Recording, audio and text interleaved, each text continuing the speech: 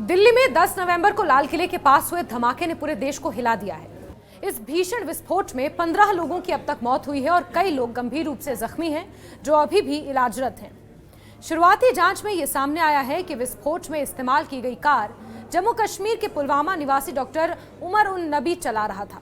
इसके साथ ही उसके दो साथी डॉक्टर मुजम्मिल शकील गनई और डॉक्टर आदिल अहमद राथर पर भी संदेह है और उन्हें भी गिरफ्तार किया गया है। वो भी इस व्हाइट कॉलर टेरर मॉड्यूल का हिस्सा थे।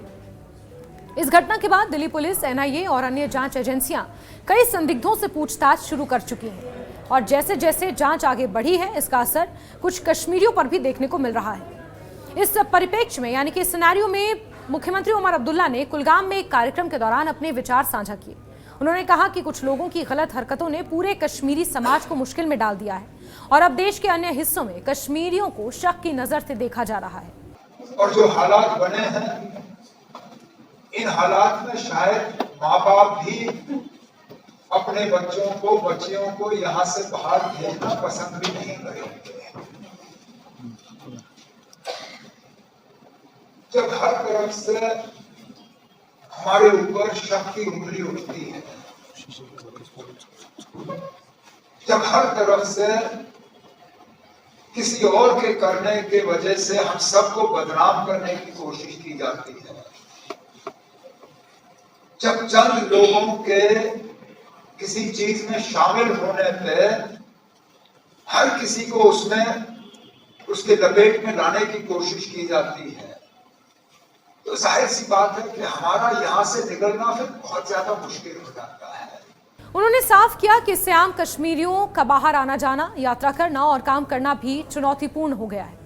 उमर अब्दुल्ला ने अपने बयान में सबसे ज्यादा जोर उस बात पर दिया कि उन्हें खुद दिल्ली में जम्मू कश्मीर नंबर वाली गाड़ी चलाने में डर लगता है और मुख्यमंत्री उमर अब्दुल्ला के इसी बयान ने सबका ध्यान अपनी ओर खींचा है। उन्होंने बताया कि जब वो बिना ज्यादा सुरक्षा कर्मियों के यात्रा करते हैं तो उन्हें ये डर सताता है कि कोई उन्हें रोककर पूछताछ ना कर ले कि आप कहां से आए हैं और यहाँ क्या कर रहे हैं। उन्होंने कहा कि सिर्फ गाड़ी के नंबर के आधार पर किसी को शक की नजर से देखना गलत है। ये सिर्फ उनके लिए नहीं बल्कि पूरे कश्मीरी समाज के लिए एक भय और असुरक्षा की भावना पैदा करता है। जो मैं कह रहा हूं वो कहना भी मुझे अच्छा नहीं लगता, लेकिन क्या करें, जो हकीकत है वो हकीकत है।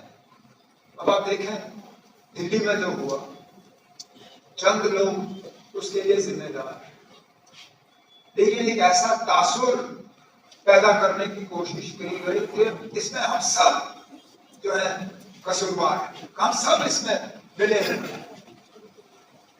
आज तो ना दिल्ली में जम्मू कश्मीर के रजिस्ट्रेशन वाली गाड़ी चलाना भी एक जुर्म के तौर पर समझा जाता है। मैं खुद अपनी गाड़ी, जब मेरे पास अपने ज्यादा सिक्योरिटी वाले नहीं होते, मैं खुद सोचता ना मैं गाड़ी निकालूं या ना निकालूं, पता नहीं कौन साइड करके रोकेगा, पूछेगा ना आप हो कहां से, क्या कर रहे हो, यहाँ पे क्यों आए हो। तो जब हम यहाँ से बाहर जा नहीं सकते रोजगार हासिल करने के लिए, उन्होंने ये भी कहा कि इस माहौल में कोई भी माता पिता अपने बच्चों को बाहर भेजने में सहज महसूस नहीं करते, क्योंकि हर जगह उन्हें संदेह और डर का सामना करना पड़ता है। और इसी सुर में जम्मू कश्मीर की कई क्षेत्रीय राजनीतिक पार्टियां भी आवाज बुलंद कर रही हैं। सज्जाद लोन का भी यही कहना है। वहीं अपनी पार्टी सदर अल्ताफ बुखारी ने भी इस बात को कहा है कि अगर कश्मीरी छात्रों से पूछताछ हो रही है तो उनके माँ बाप को कम से कम इत्तला करना चाहिए कि कौन सी जांच एजेंसी उनके छात्रों से कहां पर पूछताछ कर रही है। उमर अब्दुल्ला ने जोर देकर कहा कि आतंकवाद की निंदा हर कश्मीरी करता है, लेकिन पूरे समुदाय को इसके लिए जिम्मेदार ठहराना गलत है। उन्होंने कहा कि कुछ दोषों की वजह से पूरे समाज पर शक करना समाज को बांटने का काम कर सकता है और ये लोकतंत्र की मूल्य भावनाओं के खिलाफ है। उन्होंने साफ किया कि आतंकवाद के खिलाफ लड़ाई में निर्दोष लोगों को फंसाना सबसे बड़ा अन्याय है और ये व्यवस्था की कमी को दिखाता है। निर्दोषों को शक के घेरे में रखना समाज में दूरी और अविश्वास को बढ़ाता है। ये केवल स्थानीय समस्या नहीं बल्कि राष्ट्रीय स्तर पर सामाजिक ताने बाने को प्रभावित करता है और कश्मीरी माइंडसेट को कहीं ना कहीं प्रभावित कर रहा है, कश्मीरियों के माइंडसेट को प्रभावित कर रहा है।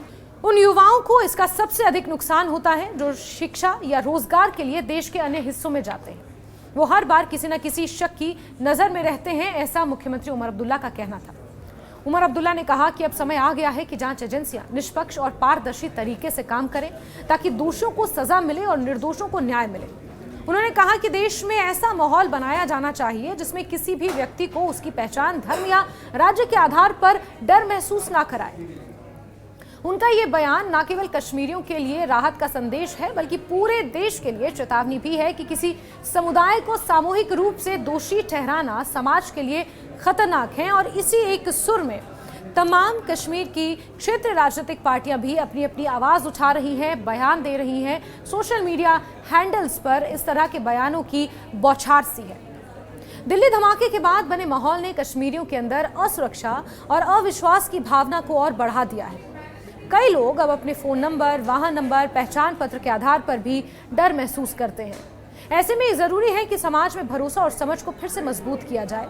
उमर अब्दुल्ला का यह कहना कि उन्हें दिल्ली में जम्मू कश्मीर नंबर की गाड़ी चलाने में डर लगता है, दर्शाता है कि हालात संवेदनशील हैं, तनावपूर्ण हैं या बयानों से बनाए जा रहे हैं। आतंकवादियों को उनके अपराधों के लिए सजा जरूर मिलनी चाहिए, लेकिन कुछ निर्दोष नागरिकों को उनकी पहचान के आधार पर संदेह की नजर से देखना भी सही नहीं है।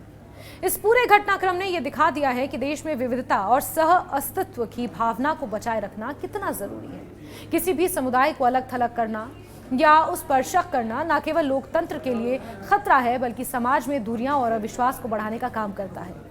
आतंकवाद की निंदा हर कोई करता है, लेकिन पूरे समुदाय को उसके लिए जिम्मेदार ठहराना गलत है। उमर अब्दुल्ला का ये बयान यही याद दिलाता है कि सामाजिक एकता और विश्वास को बनाए रखना भी देश की ताकत ही है।